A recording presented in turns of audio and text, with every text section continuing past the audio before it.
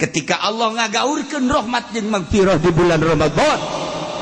Puasa henteu, urang ngaji Quran henteu,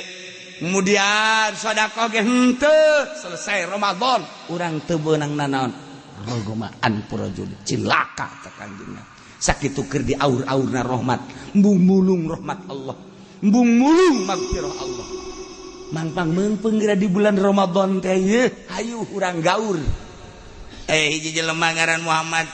di luar bulan Ramadan mah manehanana teh terus bae maksiat masih asal bulan Ramadan we mandi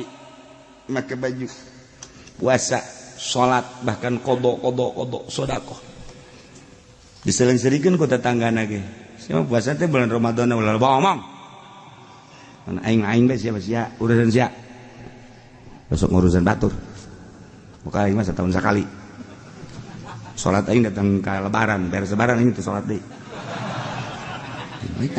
asal Ramadan bekos gitu taraweh nyana bebedu sodako bulan Ramadan teh ada bekos ngaji Quran jauh puasa maca Qurannya tarawehnya sodako asal Ramadan bekos gitu tak nyana mata asal di bulan luar bulan Ramadan geus kacaritakeun apa begitu maot ka inti lah ku waliullah tanya kumaha kaayaan maneh di jero kubur masyaallah